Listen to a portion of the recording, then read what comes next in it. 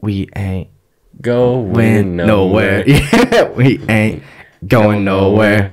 We can't be stopped. Oh, now. Bad Boy for Life. Yeah, that was it. We had to get to the point where it said in the song.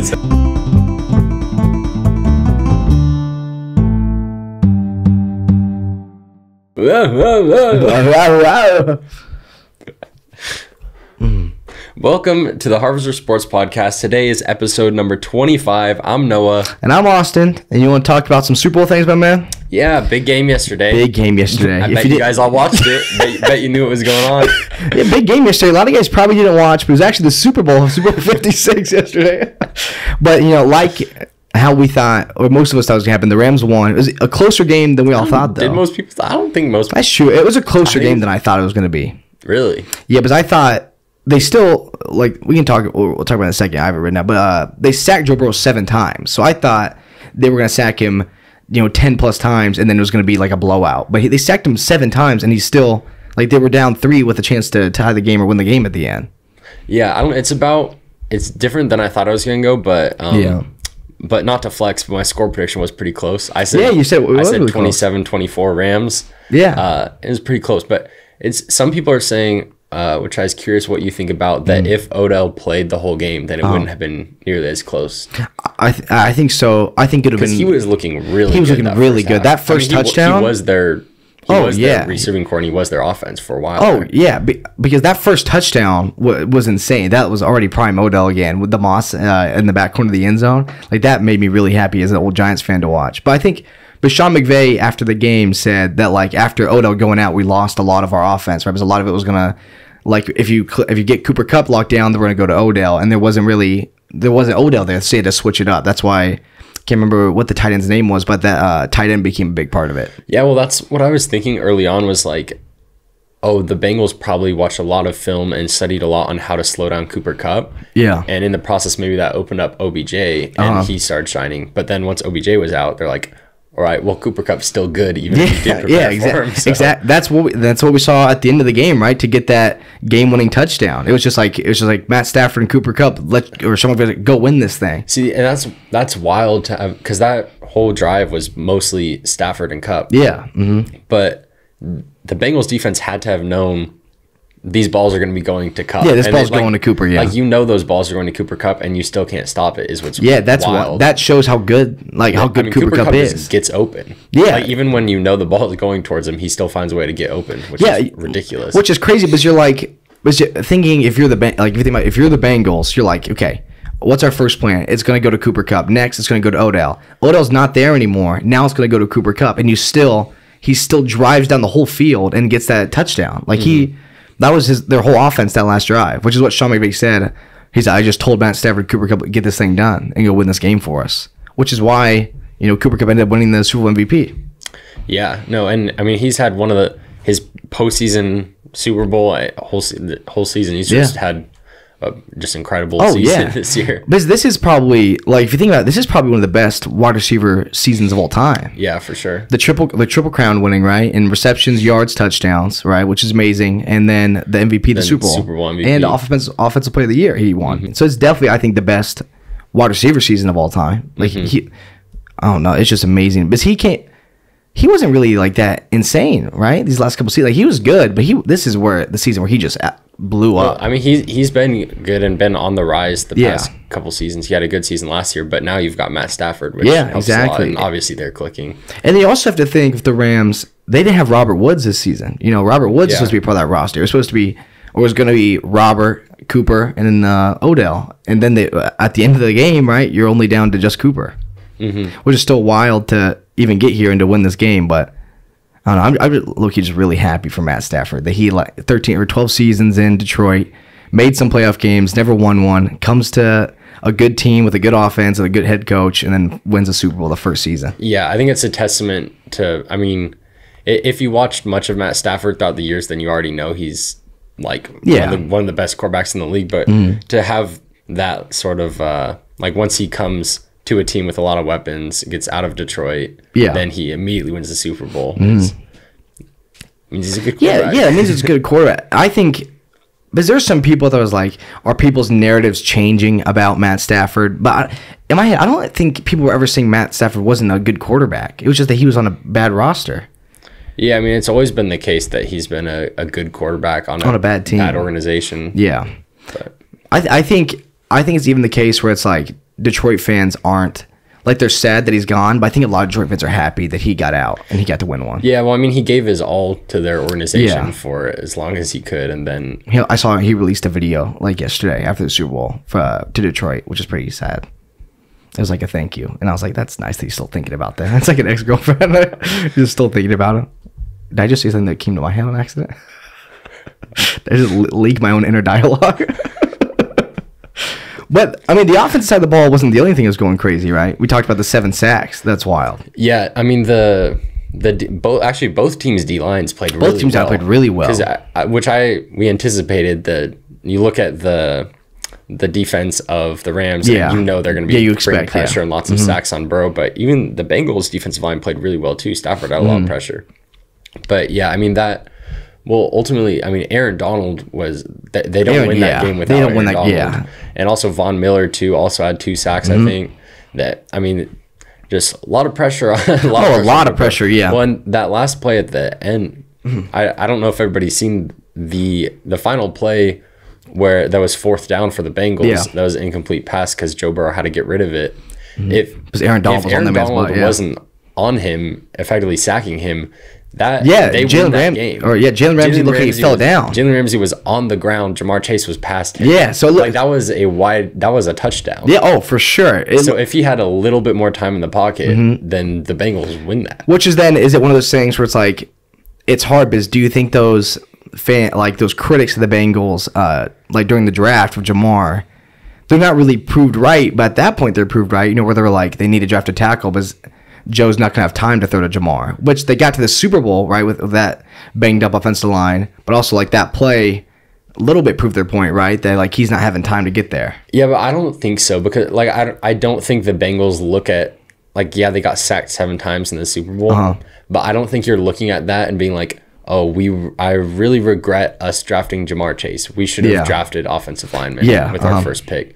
No, because Jamar Chase is a big part of the reason why you're in the Super Bowl in the first place. Exactly, yeah. And based on this season, it looks like Jamar Chase, generational talent, you got to the Super Bowl this year, build up an O-line and try to come back. So that's one of the things I was thinking. Also, even people were criticizing, like, the Bengals they were criticizing them taking a kicker in the 5th round rather than another line. And the kicker got them there too. Yeah, and the kicker also. Yeah, the kicker won them 2 games. So I mean, yeah, would they like to have a better offensive line? Absolutely. They could have played a lot better if they had a better offensive line.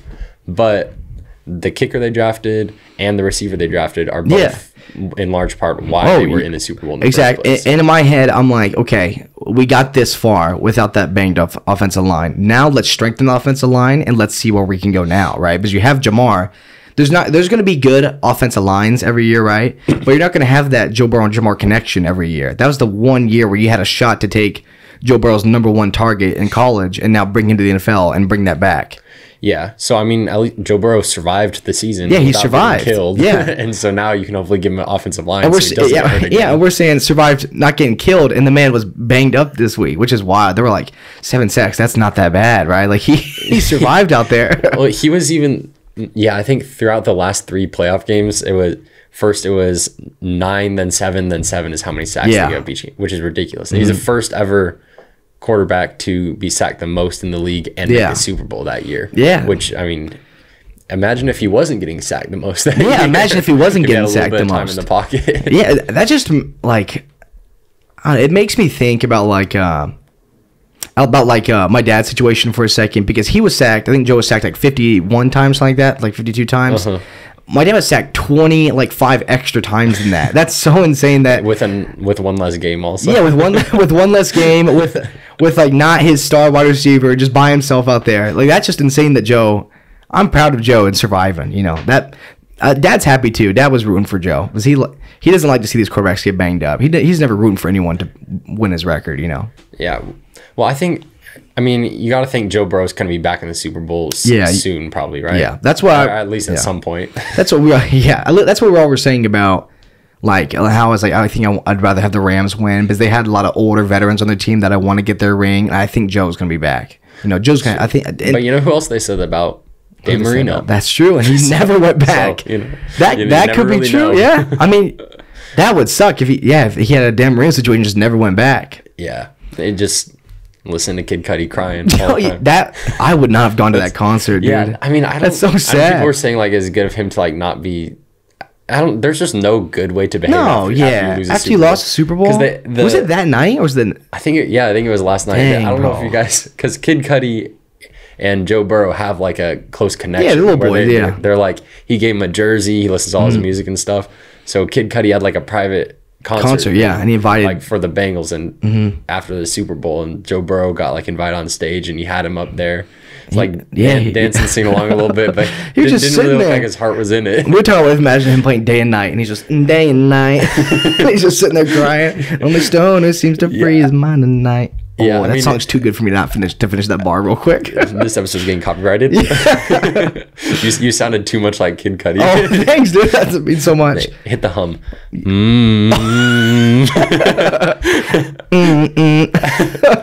Yeah, but would you have gone on stage after you lose a Super Bowl? I mean, the thing is, any other day of his life, that would have been like like the coolest thing ever to be up there with his hero, like sing his music, but. I don't know. That'd be rough. That's just like we saw Van Jefferson had his kid yesterday, right after the Super Bowl. We saw the Rams safety propose to his wife on the field. Like all these, there's two different things. There's another alternative timeline where Joe Burrow wins and he goes to a Kid Cudi concert, has the time of his life, and then there's another one where a dude proposed on the field after he just lost in the Super Bowl. I don't think he would have proposed if he lost. I don't think that's true. That ring would have stayed in the pocket. He would have waited a couple weeks. Yeah, you have to wait a little bit. But Van Jefferson holding his baby was probably a little. I don't know, man. The baby probably depends on who you are. Baby probably makes you a little more happy. Where are you going with this? If he lost the Super Bowl, you think he's still thinking about it while he's holding his newborn baby? Or is he like, as opposed to putting it up for adoption? Yeah. I don't think he's gonna be like. He's just like, hey, take this. I can't do this right now. Well, it's a lot better story, like raising your kid up, being like telling him the story over and over of like. You were born the night I won the Super Bowl. That's a better story than like I lost the Super Bowl. I was in tears. Then you were born, and it made it a little better. Yeah. It's like you were the light that day. You were the shining star that night. But so let's talk about. You were talking about the defensive side of the ball. Aaron Donald 2 sacks, and people are saying he also should name his son Cooper Kupp. Oh, yeah. in honor. That'll be good. Not even just Cooper or just straight up. Just Cooper Kupp, Cooper Kupp Jefferson. That's just the full name is the first name. Yeah, in honor of him winning the Super Bowl for them. A lot of questions with like what the Rams roster is going to look like next year too, because we have Von Miller saying he's going to move on, but that was said a little while ago. I think he just confirmed it again. He's probably going to test free agency.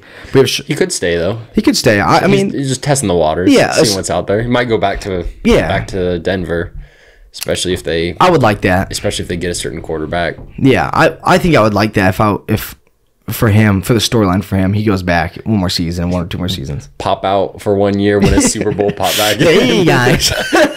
Hey, remember me? He say, how y'all been, bro? He say, how y'all been, man? And they're all just depressed, bottom of the division. Like, how y'all been, man? You know, I was doing 2 months ago. But so he's leaving. They asked Sean McVay, but Sean McVay had hinted that he might leave after a Super Bowl, but they asked him, and he's like, "No, I'm gonna stay for a little longer." Yeah, I don't know why he would leave. Yeah, I don't know why he would leave. But he's a young coach. He's got a long time to coach. Yeah, I think Whitworth is probably. Whitworth is probably retiring. Young. Oldest player in the league, and could go out on top with a Super Bowl. Oh yeah, I forgot. I was reminded yesterday. He started his career with the Bengals, Whitworth, which is wild. Mm-hmm. Started with the Bengals, ends it beating them for the Super Bowl. That's kind of beautiful, Luki. Well, it's interesting watching the celebrations and stuff. Like right after the game's over, they're interviewing Aaron Donald, and they ask him like about retirement, and he's like, well, "Let me have a little." Yeah, he's like, "I breathe for a little bit." I wouldn't really want to talk about that right then. Yeah, no, I'm like, dude, I just won the Super Bowl. Yeah, we just won the Super Bowl. You make me depressed. It's like, all right, so you're retiring? So future, like, yeah, what's. But like, and are you gonna say that? And I'm about to go right into. Let's talk about his future real quick.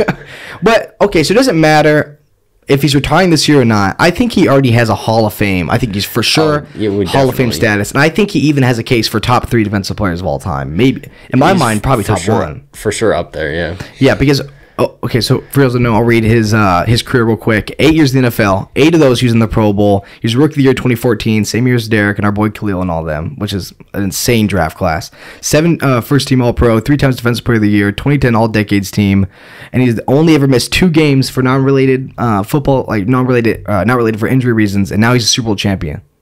Which really just put that perfect, that little French kiss at the end. Wait, why is it not a French kiss? Chef's kiss. My bad.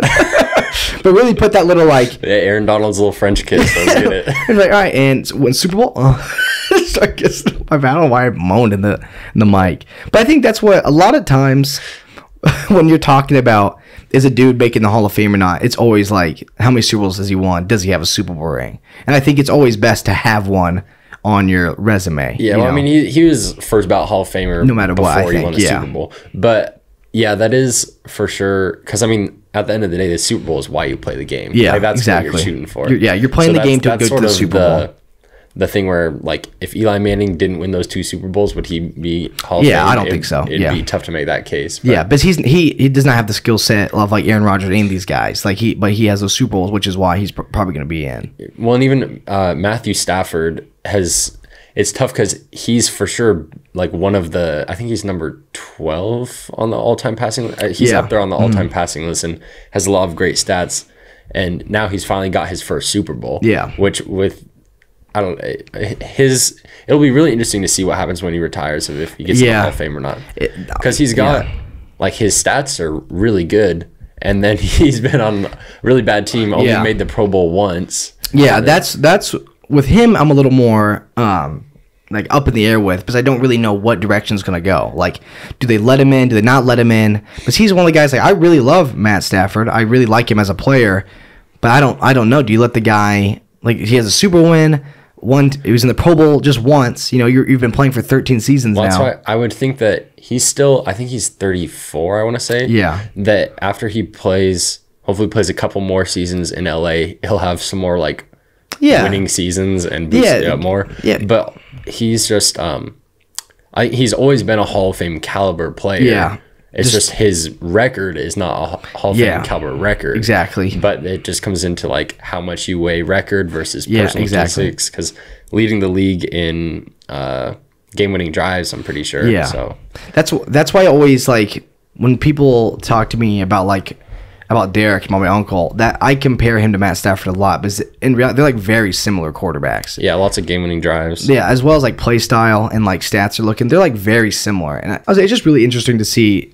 We're gonna see like what happens with like Matt Stafford and where his career goes. Like what's gonna continue to happen. Because I'm guessing, in my mind, when I think of what's gonna happen to the Rams in the future, they're gonna be fine. You know, they're gonna get the guys they need again. They're gonna be good. They're gonna be good to go. They're gonna spend that money if they need to. Yeah, I think they're not going to be a bad team. But yeah. And I think by the time he retires, I think Matt Stafford will be a Hall of Fame. I think so. It'll be clear that he belongs in the Hall of Fame. I think so. Regardless of whether or not you think that right now, I think by the time he retires, because we were looking at his his overall win-loss record, and it's very close to even now. And I'm guessing that 12-5 season really helped.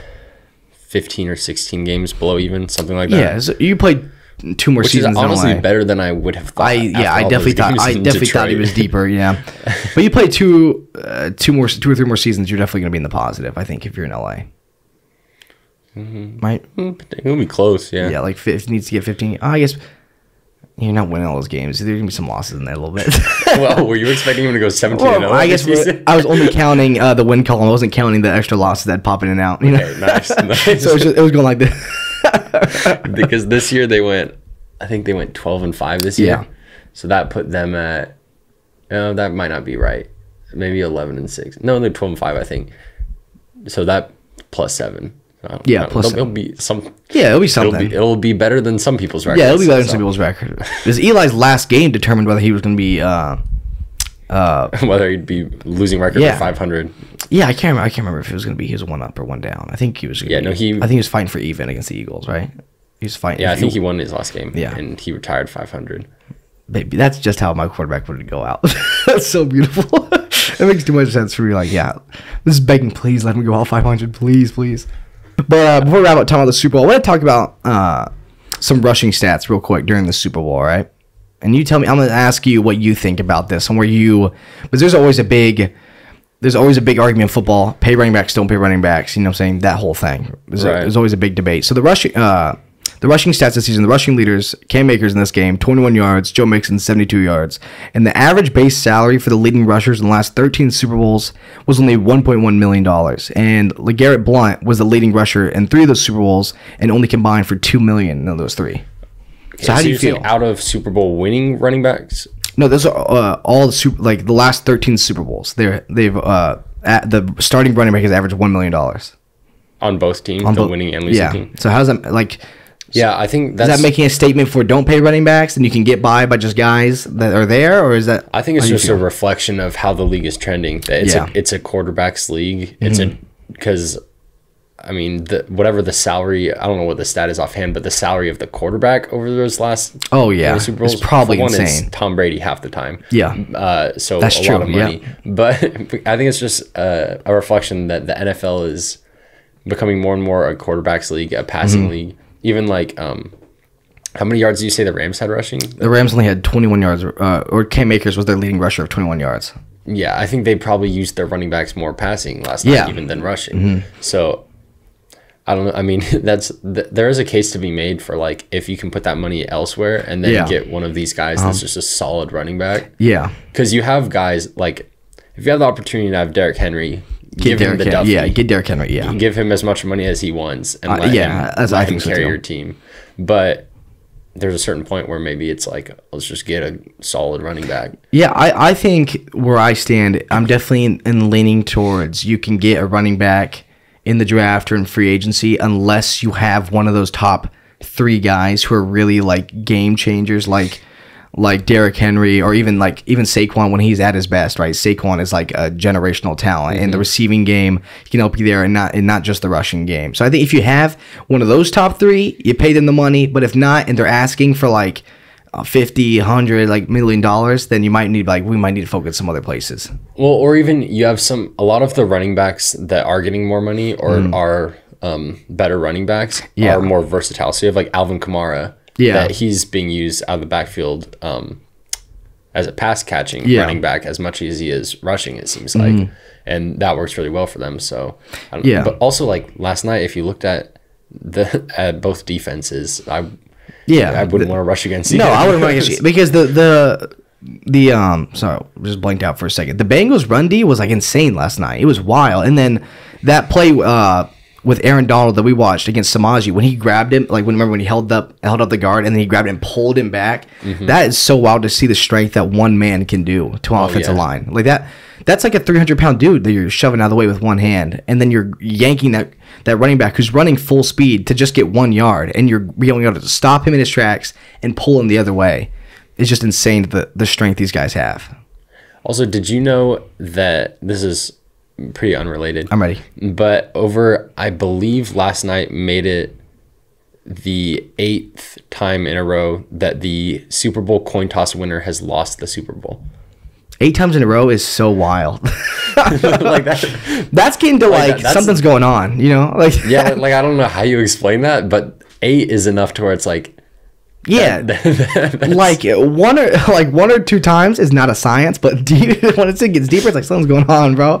Like that. Once you got to, if you're one of the captains and you head out there and I'm like, please let us lose. If you win the coin toss, you're going, oh no. Yeah, you're like, please let us lose, please let us lose, please let us lose. Because most of the time you're gonna like the winner of the coin toss is gonna defer, you know, so they get the ball in the second half. It's still even that. It's like, doesn't matter. You're still gonna lose. You try to mix it, like, give them a ball, or we'll get the ball. I don't think it really doesn't matter. It's gonna get to the point where we're like, if they're wearing white socks, the last time 13 teams to win white socks. Those like ESPN statistics. Where like I flame my dad, because he does some of those sometimes. Like, did you know the last time that the Giants wore white socks and blue tops, they lost 13-0? I'm like, oh, thanks, man. That was a random stat. If the wind is blowing from the east. Did you know that every franchise quarterback to gift their AFC Championship jersey to Kid Cudi has actually lost in the Super Bowl? That's a stat we might need to keep track of for further years going on, because that might be the sway that some people need to put our money odds. Did Tom Brady give his jersey to Kid Cudi? You want to get into some? Probably give it. Who do you give it to? What music do you think Tom Brady listens to? Like Limp Bizkit or something. That's a really good one. Coldplay. Rolling. Coldplay for sure.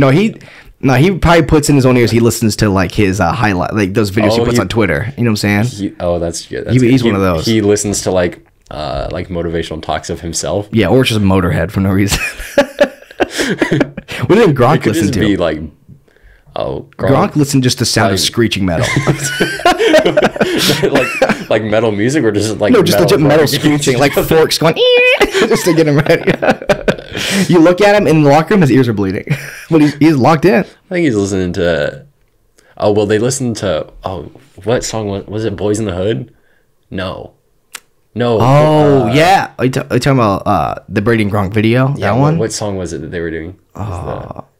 We ain't going nowhere. Yeah, we ain't going nowhere.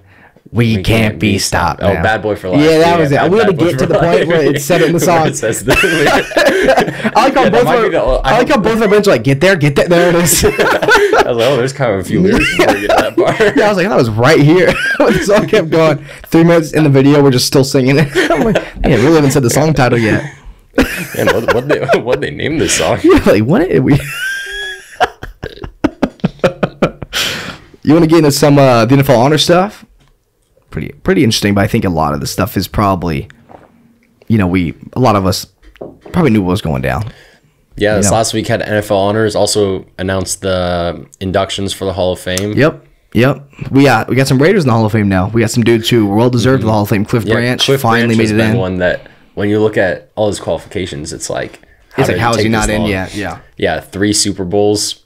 All the Raiders Super Bowls. Yeah. Really fast. And Richard Seymour was like another great one who you got to watch play, because I wasn't really a Raider fan back then while watching the Giants and stuff. Yeah, he did obviously not really probably people that aren't Raiders fans probably don't really remember him as a Raider. But he was one that came to the Raiders at the end of his career and actually was like still had a little bit of juice in the tank. Yeah, he got moved to tackle a little bigger. He had some stuff still. He had some making some soft stuff. Nah, he can make some stuff. And the other ones were Tony Baselli, Leroy Butler, Sam Mills, Bryant Young, and then Art McNally and Dick Vernelli. So those are the other ones that went in. This year had first ever referee to get inducted into the Hall of Fame. How do you feel about that one? Dang, that's kind of remember. Was it how many years ago was it that we had the replacement refs? Remember that whole scandal? Yeah. That one was wild. But that makes sense that refs are going to be start putting in now. Because a lot of these refs, like especially when you're watching like playoff games and Super Bowls, they're like, this person's been reffing for 30 years or whatever. Like they're all refs reffing, man. Yeah. Guys I remember is like Ed Hockley and stuff. Because I always remember him like watching it, but he's just jacked. Remember that? He's going first. Do you think referees ever have like NFL players could have like career-ending injury where they like tear their Achilles or whatever? Do referees ever have career-ending injuries where they just like get asthma and can't blow the whistles? Oh, that's so sad. Or they get like a bicep strain and they can't point for the first down. It's that one. But there's some refs, or some of them lose their sight. I think I've seen a few like that. Some they use index cards to see if it's a first down or not. Some they use props. It's a big Raider tradition that when something happens with the refs, the next year it gets banned. Bringing out an index card to see if it's a first down. That's not allowed anymore. Yeah, it's not allowed anymore. These refs, they're not going to officiate the rest of the these refs will never do another playoff game. Also, the slide rule, we're changing that rule now. Yeah. Also, the slide is where it starts, not where it finishes. Just so you know, not where it ends. One of us makes too much sense that's how we would go out losing to the Jags because of a slide rule. Yeah, that play where I would just slid and they said it's out of bounds because he started sliding and then he went out of bounds. They said, all right, he's out of bounds. Yeah, and I see it. That goes through my mind all the time when my Madden games are a little close, so I end up in a few too many situations. Drills, but I'm always thinking, I'm like, okay, so is it where it starts or is it where it ends? Because that would make sense why you say your clock doesn't go out. Maybe if you slide, if they're counting. No, I think my game's just broken. Yeah, your game's just broken. Like I run out of bounds and it's like, oh, clock's rolling. Talk about that slide thing real quick. That is just so wild to me, like remembering that. Because then all these quarterbacks would just be sliding just to get yards, right? Because no one can touch you while you're on the floor. Well, and there's some. Yeah, then you would like actually really practice sliding. You would practice sliding. Some people that could, like Kyler Murray was a baseball player, so he might be able to slide for And I remember seeing Peyton. Peyton can't slide. Peyton went on his knees one time like a rock star. Because if the rule actually is the ball spotted where the slide ends, then you could potentially slide like 3 yards forward. Yeah. And if somebody is to stop you in any way, that's a personal foul. Yeah, it's a personal foul. Quarterback so that is a sneaky way to get yards and to not be touched, right? So either I'm going to let me slide for 3 yards. That's not how it is now, right? I think they're saying the way it is now, it's where it starts. Which, thank you. That's what we all knew. But apparently for that one game. But if you fumble it out the back of the end zone, that's still... Yeah, if you fumble it and it touches the pylon, that's still a weird rule. To me, it should be on the 1 or something, right? Don't know why the other team gets the ball. Anything other than the other team having the ball. Anything other than the other team gets the ball on their 25. It's so wild to me. Just give it to us on the 1 or even the 5, something like that. But I think we just probably weren't listening for the very opening... Oh, LeBron? We probably just weren't listening for the very opening of the game where they come out and they go, by the way, for this game only, these rules have been changed. Yeah, for this game only, we will be using this index card. Probably just missed that part of the game. Yeah, but let's talk about some other honor stuff. So Rookie of the Year, we pretty much knew what was going to happen. It could have been Mac Jones, right? But I do like that stuff is changing where it's not always quarterback leaning now. Like Cooper Kupp was in the top 3 finalists for MVP. I do like that. And Jamar winning Rookie of the Year made me happy because I thought they were going to go Mac because that's where it usually goes. Yeah, I think the voting for that one was a little bit divided. Yeah. Wait. Yeah, okay, yeah, for Offensive Rookie of the Year. Yeah, for Offensive Rookie, yeah. Yeah, Defensive Rookie of the Year was completely unanimous because Micah Parsons. Obviously it was going to be Micah Parsons. Yeah, that man's just a freak. Some people out there might be saying Trayvon Diggs, and you shouldn't be talking. You should not. Yeah, that. You should not be saying that. That letting up the most passing yards like in history in the season is pretty wild to me.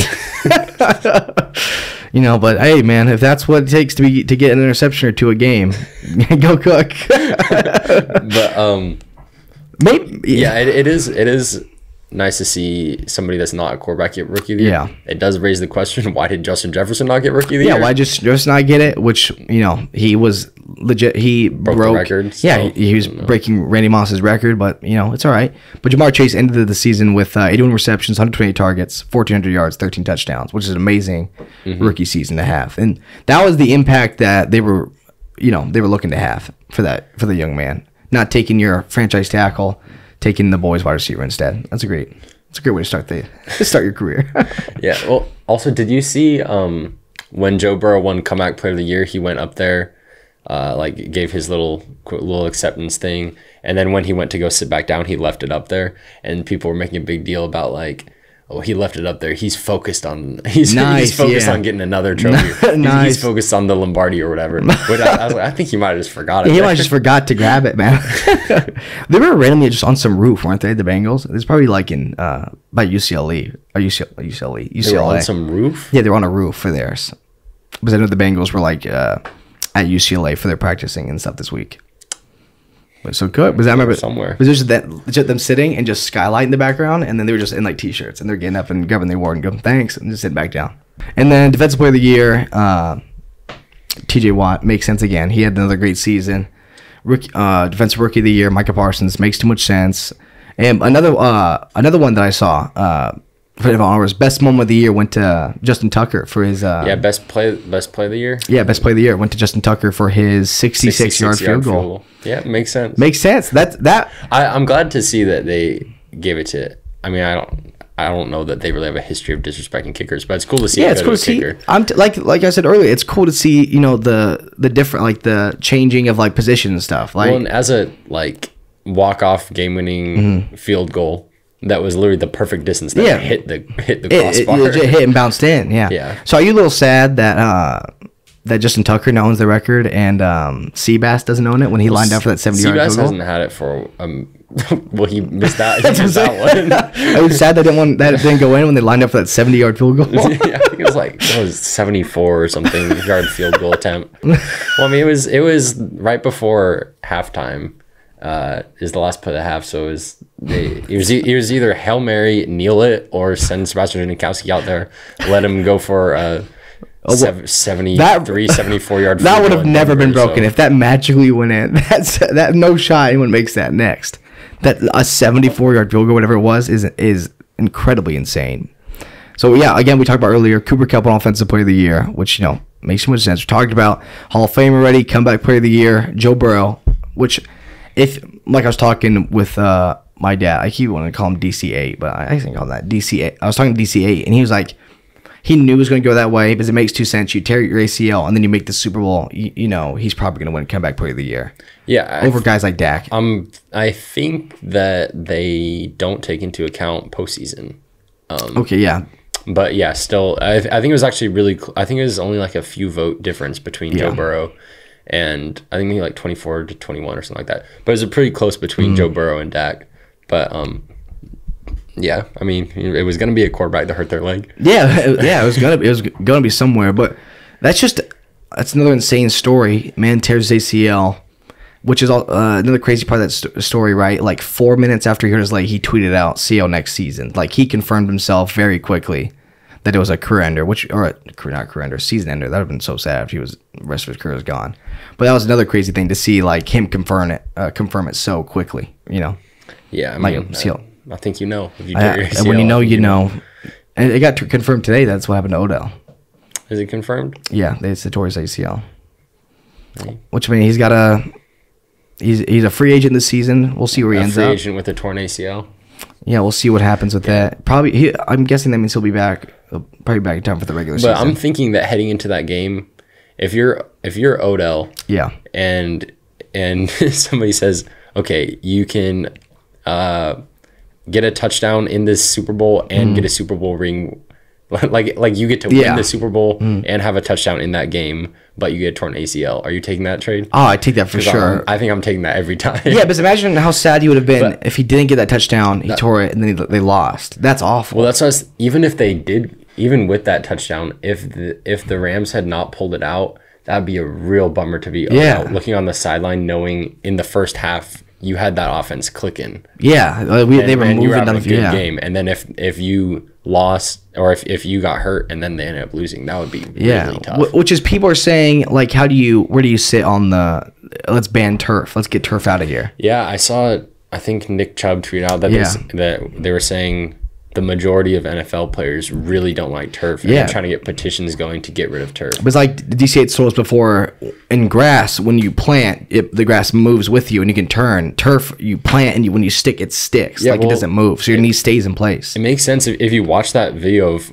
Odell, like his leg, it's like he plants it and it just like stays. Yeah, it does not move. Like the cleats lock in. He moves forward, his leg doesn't move. Yeah. So yeah, which is why you get so many of those non-contact injuries with the ACL tears in turf. Yeah, I'd be really curious to see the statistics, because I'm sure that those are more common on turf. And yeah, I mean, I like real grass. I think just real grass is cooler. I think real grass is way cooler. And anytime that I've played anything on turf, I haven't liked it. No, and I get like, okay, because turf looks nicer. You know, turf looks nicer from a point of view point, right, or a perspective point, because you can put the logo and stuff on it easier. All that stuff is cool. Yeah, I think it looks cool to have real grass. That's what. Yeah, that's what I say. Like, I get what Steven's trying to be like. This makes it look cleaner, and like the lines are like perfect. But I like the old school. Let's paint this stuff on just grass. You know, let's just play on this, like how football was played all along. Well, and I appreciate that at Allegiant that they. Because that would have been easier for them to do. Yeah. But they have the whole complex thing where the floor comes out. Yeah. And gets tucked away and stuff. But Allegiant's grass, right?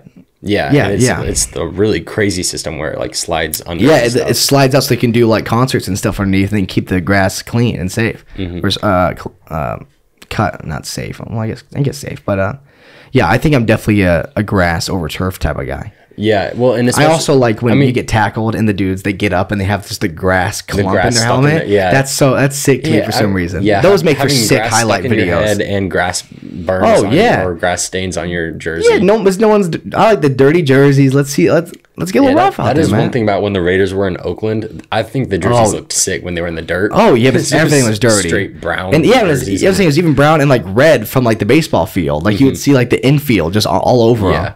And be like, that's how you imagine what Joe Burrow's jersey would have looked like if it was grass. Then you could be like, oh, now I could tell he's been sacked 7 times, right? Yeah, because that would have been everywhere. But you get up after 7 jerseys. I think clean. Where was is Arrowhead is grass, I think. I think so, yeah. Yeah, because Cudi's jersey is white and it has a little bit of grass. It's got some grass stains on that thing. But that just makes it cooler. I think that makes it way cooler. I also think that, I mean, at the end of the day, that's one of those things where I think that's something that maybe the Players Association has to sort out with the NFL. But if that's true, that the vast majority of players are saying we'd much rather play on grass, then I mean, I don't know how much you leave that up to individual teams to decide. Yeah. But ultimately, like, that should be the players deciding. Yeah. Right? And also, I think if you're an NFL owner, and I'm just thinking, if I'm an NFL owner, how am I making money? I love my players not having torn ACLs. My players playing, and my players not hurt. My players scoring touchdowns, making getting these sacks, getting these defensive stops. When they're not in the field, I'm losing money basically. Because if you think about the owners, a lot of them, right, they're money focused, right? Like all of us, like in the media and the players, we're not money focused. We're focused on the game. But the NFL owners, right, they're more money focused. So I'm like, how can I make more money like off this like project? But the NFL is a media, right? Don't think it's like a media. It's like a kind of production that you put on. You know, it's something that all this stuff goes into, all the cameras and stuff. How you try to make the most money possible? Keep the guys on the field. You know. You're losing money when Joe Burrow's not playing, when these guys aren't playing. Yeah, well, ultimately, I think you want to listen to, especially on things, if it's just as simple as what they're playing on, you should maybe listen to the players. Yeah, but that's like they have the best say in that. I would say like they know what they're talking about. They've played on all these. They know they know what's best for them, what they like more, and also I would say, you got to keep it safe too, because I know they've had problems in Washington with their field, like being really, like they said the grass isn't kept in a MetLife. Like players have come out being like, playing in MetLife is playing one of the worst stadiums because it's grass and it's bumpy, like because they don't take good care of their stadium. Yeah, so there's got to be a little mix. Quarterback like Baker Mayfield. Yeah, because he takes care of his grass. He's the one mowing the lawn. He's the one mowing the lawn. Yep. He's changing smoke alarms. If you're one of the guys that like actually mows the lawn at the Brown Stadium, are you like a little? I'm a little mad. A little hurt seeing the commercials where Baker's like doing all the housekeeping and stuff. You're like, oh yeah, that's me. He doesn't actually ever come out and help. That's my job. I'm like that. That's me for sure. I got three more things we talk about the NFL honors real quick. So Coach of the Year went to Mike Vrabel, Tennessee Titans head coach. They ended 12-5, made the playoffs, but lost in division round to the Bengals. Makes sense. Mike Vrabel's an amazing coach. He's been a great coach. No, I mean, that was a well-coached team. Yeah. Even when they, I mean, obviously didn't go as far as they would have liked to. But even having Derrick Henry get hurt and not missing anything. I love Mike Vrabel. I think he's a great coach. And from like the perspective watching guys like Will Compton and his podcast, like hearing like how much Vrabel cares about his team and stuff, like, you know, I like the man from the stories I've heard. And there we go. The man wins his 4th MVP. Aaron Rodgers. How are we feeling about that? Makes sense. I don't think it could have gone anywhere else. The MVP. I don't think it would have changed. I mean, he was the clear winner of the MVP. I think you could have made some cases maybe in the earlier season, but I think a lot of stuff changed, and I think Aaron Rodgers was going in most of the season. He was the unanimous MVP. Yeah, I'd be a little critical of what he chose to wear. It was a little interesting. Like his suit was a little weird. Brown corduroy suit. Yeah. It made him look a little bit like you might find him at like a casino. Yeah, he's like a little or something. He's a little strange guy sometimes, but but I mean, he definitely deserved the MVP. He ended with 4,100 yards this season, 37 touchdowns, 7 receptions. Like he definitely deserved it. Yeah, which I mean, four MVPs that's a lot. Yeah, that definitely is a lot. 4 MVPs, 1 Super Bowl. You know, he's already first ballot Hall of Famer. You know, it's not much question about that. I just think. Yeah, I think that's been the case for a long time. Yeah, I think he's one of the best quarterbacks of all time. Yeah, I think he. For a second, I thought you weren't gonna say that. I thought I jumped the gun for a second. You could make a case that he's the most athletically, the most physically talented. The best arm of a quarterback of all time, potentially. Yeah, no, I think you could I think you could make the case that Brady is probably one of the most like just football knowledge type of guys, right? He's the most like he's the GOAT overall with winning and like the winning mentality and the just the knowledge of the game. But I think you can make the case that Aaron Rodgers is probably the most physically gifted out of all of them. Yeah, that's why I think it's interesting when people after Brady retired, people were saying like, throwing out a couple different names and saying, is Brady the best athlete of all time? Yeah, which I think is a tough question because I guess it depends how you define athlete. Yeah, athlete is very different than because athlete in the sense of is he the best at a sport like there's more case of being for that. Yeah. But is he the most athletic of all time? I think No. absolutely not. Yeah, no shot. I don't think he's anywhere close to the most athletic of all time. He's the greatest winner of all time. You're right. He's seven championships. He's the greatest winner of all time. But I think the most athletically gifted in the NFL, I would put it between probably Deion and Bo Jackson. I think athletically gifted. At football? Or No, just in general? just athletic. Yeah, just the athlete. Yeah, yeah. Yeah. I mean, it's not. Yeah, I don't know. It's tough also when you say like most athletically gifted. There's sports that don't get attention that require a lot of athleticism. Yeah, exactly. Yeah, like we got the Olympics going on right now, and I'm seeing stuff that's like even like dude, yeah, I'm watching like cross country skiing, and I'm like, that requires some athleticism. I don't know who you are. You're just some random guy from Norway, but you're flying. Like even when I think it's like sometimes I think I'm like sure, like it's been a thing for a long time. People make fun of gymnasts and stuff, right? But like me, when I watch gymnasts, I'm like, dude, like there's no way I could do that. Like when they just hold their body weight perfectly, right? Like completely. L. Yeah, I'm like, no way, dude. No. Like no, my groin would snap in half. There's no way I'm doing that. Yeah, because just talking about like Tom Brady, I think Tom Brady's for sure the best quarterback of all time. Yeah. But in terms of best athlete of all time, like obviously you have to be. I don't want to discount and say he's like not athletic because he obviously is. Yeah. And he to be doing what he has been doing at his age. But if we're talking, there's some people like even Kelly Slater. Yeah, man. The GOAT, the best. Your boy. Best surfer of all time. 50 years old and he just won Pipeline. So 30 years after he won it the first time. Which is wild. That takes a little bit of athleticism. Oh, yeah. You would think his knees and hips would all be gone by now. Just everything. Right? Still out there. But I wonder what the ratio of concussions is to surfers. Concussions in surfing? Yeah. Do you think you get too many concussions? You know, because people sleep on around, people sleep on like water isn't soft. Like people sleep on it. Like you crack, like you wipe out, it's rough. It's not just like you know, I'm in the water.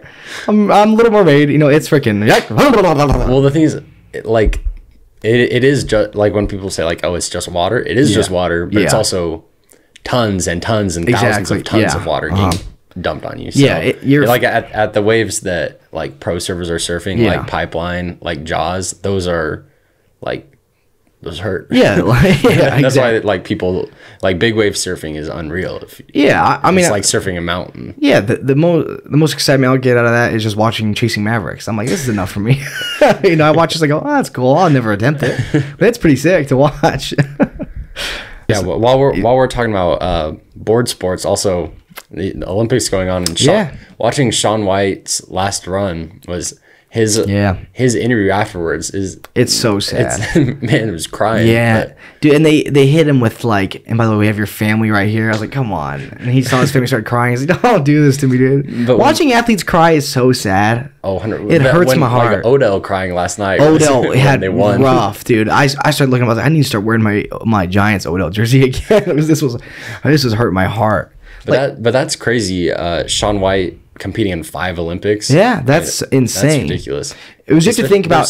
There's some sports where you're like, I might be able to compete in 5 Olympics. I was like, I like watching curling a lot. I think curling is really fun or exciting to watch. I think it's like, really exciting. I'm sitting there yelling at him and stuff. Me, you, and Jonah were sitting there.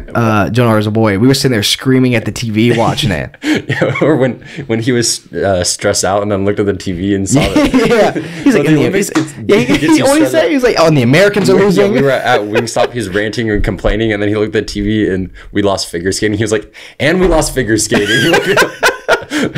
We were joking about like what are some things like dads would say. You're right. We're pretending to be like 30, 40-year-old dads. That is the most dad saying he said the whole time.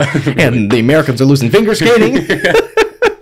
Like it made him so distraught. But I get a lot of sense of pride when I watch that. I don't care what sport it is. I'm like, please, I'm rooting for the United States no matter what. Oh no, there's sports that like I've never even heard of that sport before, but I'm like skeleton. That one's wild. Skeleton's sick. Just straight up called it skeleton. Yeah, and it just I don't know why, but it's just it's like sledding, but like at like 100 miles an hour, just gone. They look like the people that are skeleton because you lay on your stomach and go flying down the ice. It looks like when you're a little kid, did you ever like go out in the driveway and lay down on the skateboard and you just go? Yeah, right. That's legit what it is. And then. Like in my, it's so funny to watch the Olympics and be like, these guys are doing stuff I will never be able to do in my life. But then the commentators are like, it feels so disrespectful to me. Like, that he messed up there. I'm like, what? I'm like, what are we talking about? They move like half inch and you go, that's going to deduct him. I'm like, well, what are we talking about? Skiing or whatever, they would do like a 16-20, the figure skating stuff. Yeah. No, I'm talking the skiing that we were watching. Oh, okay. The jump and like all this crazy 16-20 spinning around all these times upside down, all this, and they landed like, oh well, clearly they're not going to be taking home the gold. Yeah, I'm like, what? They're like, rough landing. I'm like, rough landing? My rough landing would be like, I'm dead. Yeah. Like, I just want to be alive. Surviving is like a pretty good surviving landing. would be like, thank goodness. Only breaking one leg is like, that's a pretty solid landing. I'm praying the entire way down. Like, this is not going to end well if the Lord is not helping me the whole way. Well, it's so wild too that they only get like, I mean, they give him a couple of runs, but still that's like 2 or 3 runs. Oh yeah, and like that determines your whole, mess up. That determines all 4 years you've been training for that Olympics, right? Your 3 or 4 runs you get. And it's like, that's it. You mess up once, that's it. That's it. Yeah, well, you would train for, what if you just have a tummy ache that morning? Yes, I saw. What if I just get nervous? What if I wake up, stomach ache? I saw some dude, I think he was in snowboarding. He had his first run to them was rough or something. To me, it's the greatest thing I've ever seen in my life. And like, when that's going to keep him from gold and silver, I'm like, his one run is now, it's for sure he's not getting gold or silver. All right. I guess. That just means they're all just built different, you know what I'm saying? Like, I would even know if you had to, like, I guess what would they even like score it on? What? Like, what are they scoring on? Like, it's just like, for what? Like all these sports, but they're like just every sport. Yeah, what are they scoring? Like, it depends on the sport a little bit. Like snowboarding and skiing and stuff like that. When they're doing these tricks, I'm guessing it's just difficulty of trick. Is that probably what it is? No, there's certain. I mean, it's the same with any sport. There's a lot of subjective sports because you have like gymnastics, surfing, like all these. They all have a lot of different factors. But there's a science to it. There's a science, somewhere. I mean, football is subjective technically too. You can be like, that's true. You can be like, oh, Jalen Ramsey got face masked and thrown to the ground. I'm gonna let that one slide. Yeah, that's facts. I'd be letting that one slide too. I'm like, he's still a go. And then he gets burnt at the end. I'm like, oh. Let's talk about my Nets real quick. All right. All my friends are Laker fans. I'm the one Net fan because I grew up in New York. And this trade that happened, the James Harden and Ben Simmons trade, that's the main components of it, has really thrown people. Like, there's a lot of, I thought it would be more unanimous, like, if this is a good trade or not. But there's a lot of different thoughts about it, which is interesting to me. I thought it was pretty much like, this is a good trade for both teams. Yeah, well, because the trade deadline, a lot of trades happened the past week because trade deadline was, I think, Thursday. I think so. Something like that. But, yeah, because it was Ben Simmons, 2 first-rounders, and Andre Drummond, Seth Curry, and Andre Drummond for James Harden. James Harden, Paul Millsap, Yeah, I don't, because I've seen people saying that's a really, I think that's a great. I think it's a great trade for both. I think the Nets get a lot out of that. I think the Net.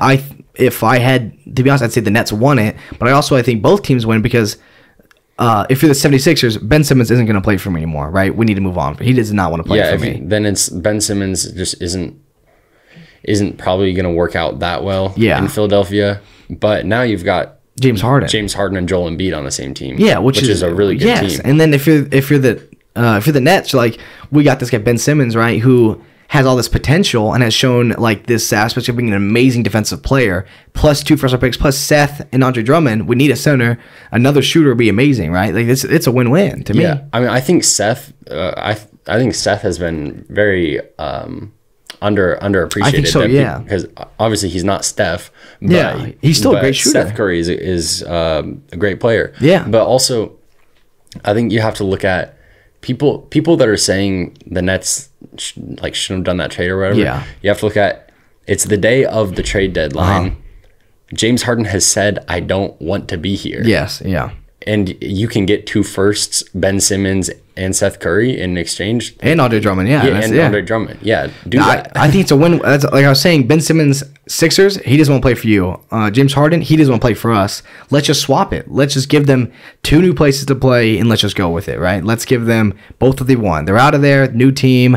James Harden has a chance to do great, right? Because the 76ers are great in the East, right? They're a great team. At the end of the day, if your player says I don't want to be here, then you have to trade them. Yeah, there's nothing you can't not. Yeah, there's nothing you can do. There's no really rebuilding relationships after that. No, and you would have loved for It's a bummer. It's a bummer, yeah, to see that big three to not see work out. that trio never really. I mean, like when they played together, yeah, their win percentage was like over 80%.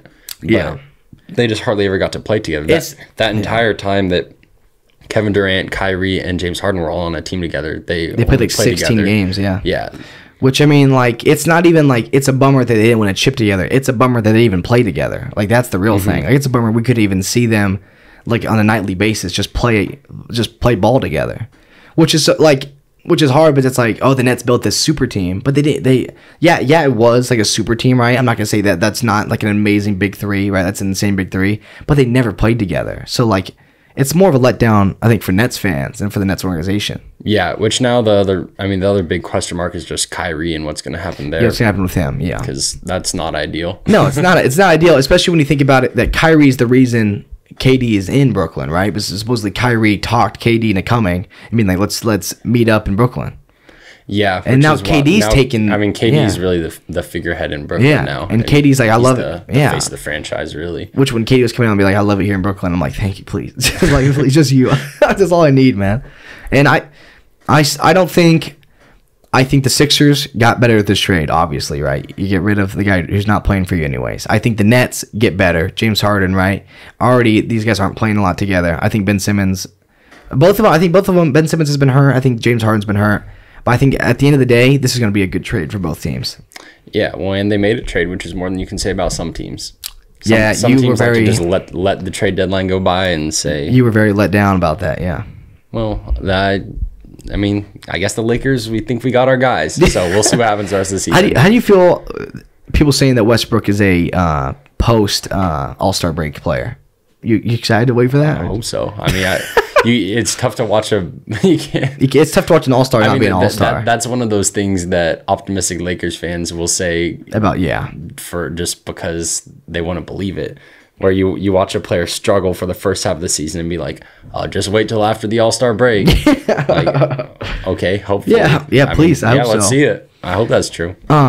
Another thing that's interesting is like, or not interesting, another thing I found hilarious. Did you watch, like, we saw that video of when LeBron and KD were, and we were talking about, it's so crazy they did it the day of the trade deadline, right? Or the day after. Yeah, because it's so funny to me. Because the NBA is doing the thing again where they draft All-Stars. They draft the All-Stars, which I really like that. I like that a lot. I like that more than the Pro Bowl, like the NFL Pro Bowl. Oh, yeah. I don't think it works in the NFL. Yeah, when they did, it was like Team Dion. Yeah, it was like Dion versus Jerry Rice, I think. Yeah, I think so. And they drafted. I don't think it works as well in the NFL. In NBA, I think it's really fun. Yeah, that they have Team LeBron, Team KD, and they each draft players. Yeah. But having it on the day of the trade deadline is really funny. And then coming it down to KD having to pick James Harden, who just got traded, and Rudy Gobert. The last pick of the draft, KD gets to decide between his teammate that just requested a a trade away from his team. It was so funny. Or Rudy Gobert. And then he said, "Well, I really need size. I really need size. Rudy Gobert's got size. I guess I'll have to go with him." And then and then LeBron saying, James Harden's been hurt. Is he playing? Or is he healthy now? And then I don't remember if it was Chuck or Shaq. He was like, he's got traded. He's healthy now. He said he's healthy now. Now, and even KD couldn't help but laugh. We didn't even talk about Bud Dupree disrespecting us, but oh yeah, do you want to talk about that real quick? Bud Dupree. Tell me what happened. Because Bud Dupree's got to hop on the podcast and explain himself because he was beefing with me and it caught me off guard. Let's throw a little. We went to hey, talk a little bit, man. Talk about how cool we are. Where did we go? We went to the Super Bowl fan experience. Yeah. Which was like a couple days before the Super Bowl, and got to meet a couple players. Yeah. Got to see Trevor Lawrence sign a Subway sandwich. Was the most insane thing I've ever seen in my life, dude. Yeah, imagine Trevor Lawrence signing a Subway sandwich, and it's exactly what you're picturing. No, it's exactly what you. And when we were in line, we couldn't even it happened. It was kind of anticlimactic. Yeah, but I was like, I can't be mad. It's what they said it was going to be. We waited here for a half hour to watch Trevor Lawrence. Everything was coming at me so fast, though. It was like there was a Subway vault in here. There was a green big vault in here. What's going on? And I looked, I'm like, Trevor Lawrence signing a Subway sandwich. What? And the man legit is signing bread. And we're like asking all the workers around, is he really signing bread? And like, yeah. We said, is this, he's not actually signing sandwiches. They said, yeah. And the fans chanting whether to eat it or to save it is so funny. Also, the weird, like, because they had this Subway vault that looks like a bank with like a big lock on the outside. And they said, all right, Trevor Lawrence will be coming out of here. And then he's going to go right back inside and sign sandwiches. Like, they made it like I was picturing Trevor Lawrence and they're just like chained up. That's why, like the chick was gonna be like this when we walked in. Yeah, and they'd like bring him out like a court jester to sign a little sandwich for the people. Sign the sandwich! And like everybody's gathered around to watch him sign the sandwich before he retreats back to his quarters. No, like legit, they had to have had his family at gunpoint to make him sign Subway sandwiches. His family's locked away somewhere. How much Subway better be giving him? Oh, he's getting the Duffy. We should try his sandwich and see what it's like. It might be heat. I think, well, it was chicken parm, right? It was just chicken parmesan, basically, yeah. Interesting. Yeah, which also, do you think he probably had some say in that? I bet he got to pick, like... I think if you go order it, I think every single one is hand prepared by him. Yeah, oh yeah, he actually comes out. He has to fly to every single Subway. But I'm guessing it's like the sandwich he ordered all the time. So it's like, okay, what do you want to call it? Like, what was your dream sandwich? Mine would be controversial. Or you're falling for the advertising. He's never ate something. Yeah, no, he's never ate something in his life. Because when the Harvester Sports Austin Carr sandwich comes out, y'all get ready for just a foot long on white, chicken breast, pepperoni, chicken strips, toasted. That's it. That's all I get. You don't mean chicken and chicken strips. I get chicken, like big chicken breast, pepperoni, chicken strips. They don't even have chicken strips at Subway. Yeah, they have little chicken, like the chicken breast is diced up. Oh, so you mean the strips of the chicken breast? Yeah, the strips of the chicken breast. Yeah, it's the same thing, just one of them's cut up.